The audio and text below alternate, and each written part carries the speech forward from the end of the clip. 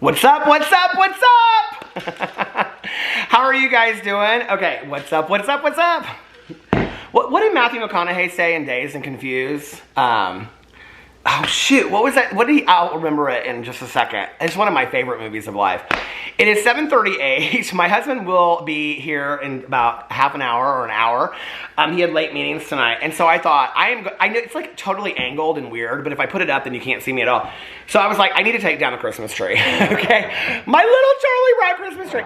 My husband has asked me, he has said, why is the Christmas tree still up? I turned it on the other night when we were watching RuPaul's Drag Race, and I said, isn't it so pretty? And he goes, it is so pretty, but why is it still up? He goes, New Year's is over. What does Matthew McConaughey say in Dazed and Confused? All right, all right, all right. So anyway, I have my little Christmas tree box here, which is so funny when you look at it. It looks like it's so large, doesn't it? It's a flocked Christmas tree, don't be jealous. Okay, but first of all, I think that I should probably, I had to boot, scoot, and boogie. I should probably turn it on so you guys can, here, let's focus it over there so I don't get a butt shot going on. Here, plug this in. Boot, scoot, and boogie. Woo. I kick, and I kick, and I kick. I got my Uggs on. All right, so there's my beautiful Christmas tree. Here we are.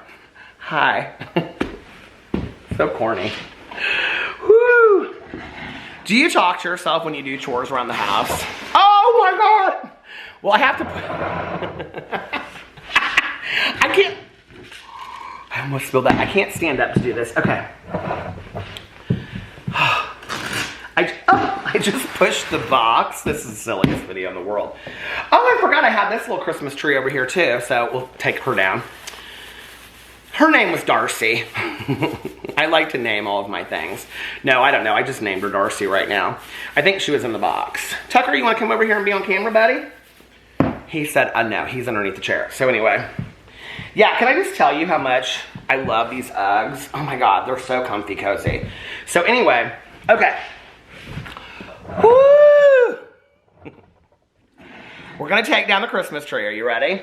Oh, well, I plugged it in. Now I need to unplug it if I'm gonna take it down though, right? Well, first of all, we're gonna take this. We're gonna fold this. So anyway, does taking down the Christmas tree make you sad? It makes me kind of sad. Although I have to tell you, like I almost the other day, I was like, I'm not gonna wash this because we're just gonna put the Christmas tree for a week next year, so what's the point, right? Although I did think that maybe next year I would get a bigger Christmas tree. So here, let's focus on it. And then the de-lighting of the Christmas tree. Here we go. The de-lighting of the Christmas tree.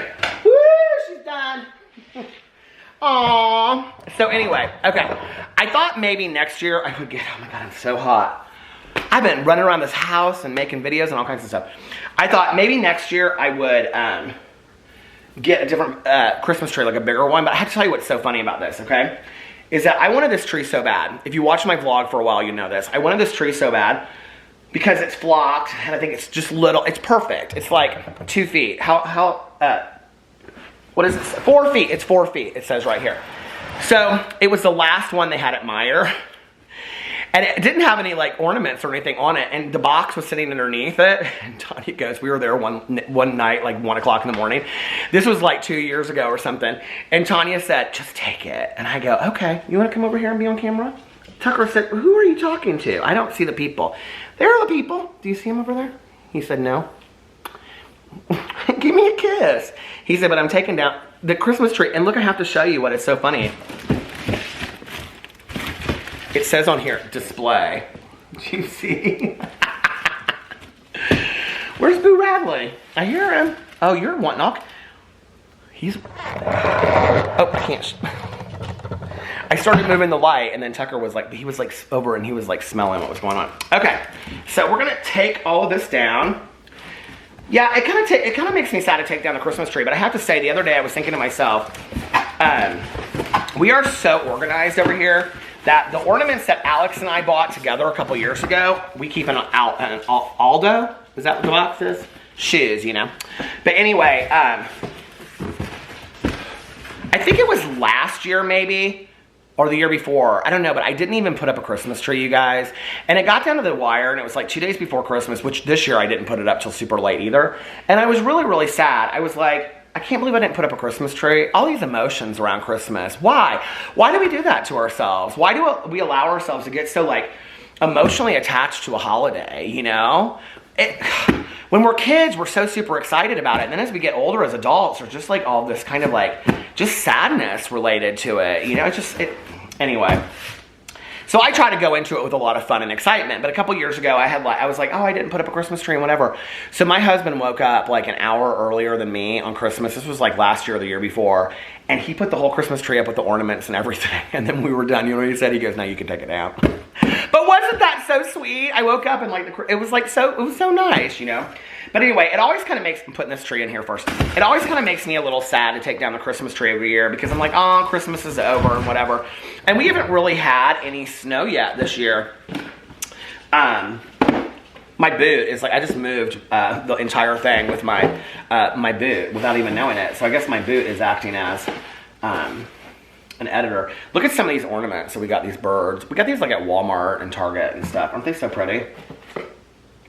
But this was when we had the bigger tree out, which is in the basement we don't use. We need to donate it somewhere. So anyway, Alex's friend that passed away, isn't that so pretty? So if you don't know, my husband, one of his best friends in the entire world, such an amazing guy, passed away a year ago last summer in a tragic car accident. And he did a lot of philanthropic work here in town. He did a lot of like charity stuff. And he was on the board of a halfway house for people that are homeless in recovery. And so Alex afterwards, after he passed away, he and their friends like got a lot of money together and donated a lot of money to this homeless shelter. And then they were going to take the tree. Alex donated like a bunch of other stuff to like clothes and stuff, I think. And then we were going to take the Christmas tree there, and we never did. I don't know why. So anyway, these are the ornaments that we bought. The flock is going everywhere. Ugh. I don't know why I picked this one to be the top, but I did. But anyway, Christmas kind of just makes me sad, you know?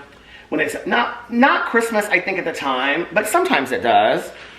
I'm really kind of past that point of... And you know, and people ask me this all the time, and I don't really know. They're like, well, when does it happen? When do you get over, like, the grieving of your mom being gone? I mean, I always, at some point during Christmas or Christmas Eve, notice the absence of my aunt or my uncle or my mom. Like, Caroline and I, my cousin, we talked about it. You know, my aunt and uncle passed away in the last couple years. And so it's just on, oh, look at that little one. It's so pretty. So on, you know, Caroline, on my mom's side, it's just Caroline and I and our, you know, husbands and Caroline's son. So it's small. There's like not really many of us, or any of us left. And I think at some point throughout the night, we always kind of talk about it. But like, you know, we used to talk about it a lot more. We don't really talk about it as much anymore. I think it just becomes easier at some point. You know, Caroline and I are kind of in... Okay, I gotta push all this down. Hold on a second. I had to sweep the floor for days getting this block up. I don't want to do silly thumbnails over here. There's no point to it. But anyway, I don't know. I think Caroline and I decided at one point that we just wanted to kind of start making our own memories for Christmas and Christmas Eve. Like, we didn't want to be sad anymore about all of it. You know, we could sit there all day long and be like, oh, I miss my mom and I miss my aunt. And all of that's true, you know, it really is. And you should totally feel what you want to feel. But like for my mom, it's been 13 years. It's coming up on 13 years, you know. Like, I don't want to constantly talk about missing my mom. Like... I mean, if I feel it, I think it's important to allow myself to feel it. Look how easy that was. Why don't I put this Christmas tree up? Like, that's so stupid, isn't it? Do you see that pillow right there that says A&P? Somebody gave that to us for a wedding. Isn't that so nice? But anyway, you know, I don't know. Like, it's like, why don't I, what was I saying? Yeah, like, I just don't want to be sad all the time about it. I think that you have got to allow yourself to grieve at at the appropriate speed and time that you want to. You know, somebody said to me the other day, aren't you, like they said this, it was in a comment in a video, somebody said, aren't you over your mom yet? I'm like, what a cruel thing to say to somebody, you know? She's my mother. I'll probably never be over the fact that she's not here anymore. My battery is about to die. I cannot believe it. Well, anyway. But then the other day, I'm just going to let it run out. I was thinking to myself, I'm going to keep a calendar and I'm going to start counting down the days to summer when I can go back to the pool and be in the pool with my neighbors. And then I thought, well, that's stupid, you know, because then you're not really practicing being present in the moment. And I want to practice being present in the moment. You know, I don't want to miss things anymore, you know. My best friend and I, for years, we had, my best friend Tanya and I, you know, we had a bunch of people that we used to hang out with and go to meetings with and go on vacations with. And everybody's kind of moved to other parts of the country or gone their different ways. And it's just Tanya and I, you know, now. And we've made new friends, but it's, you know, from that group, it's just Tanya. And one night we were sitting outside and on her patio, and she was talking about ghosts of the patio. You know, all the people that used to be there. Tissue paper and a shoebox, that's basically all you need. There you go for a little DIY. I always say I'm going to get those great, like, green and red plastic boxes so I know all the stuff's for Christmas, but what's the point? Waste of money, I think. But anyway, but I love that organization, so if you do that, invite me over to your house and let me look at your basement because it inspires the hell out of me. But she said, you know, she's like, I'm kind of tired of being sad about the people that are not here anymore. She's like, I miss them. Like our old friends that have gone on, and some of them have gone back out and, you know, are using, which breaks my heart. Oh, there was the one for the top. This beautiful white dove. Isn't that so pretty? And some of them just moved away, and some of them go to, you know, just life. You know, life has happened. And Tanya said, I want to start making our own memories. I want to start making some new memories. And you know what? I am there with her. But I like to talk about the past, too. It just kind of makes me sad sometimes. And sometimes I'd rather not be sad. You know, hell, we're only here for a short period of time. And the people that aren't here anymore, I think, you know, it's great to pay them homage. But sometimes I think they would want us to just really live a full life, don't you think? So there you go. Can you believe it? That took me 12 minutes to do. And probably would have taken me less than that if I was doing it by myself. I have literally no excuse to not put up this Christmas tree. But anyway, I'm glad I put it up this year. It made me happy, and it was nice to see the last week and a half, you know, before Christmas. So anyway. All right, you guys, I love you, and I'll see you in my next video. Bye.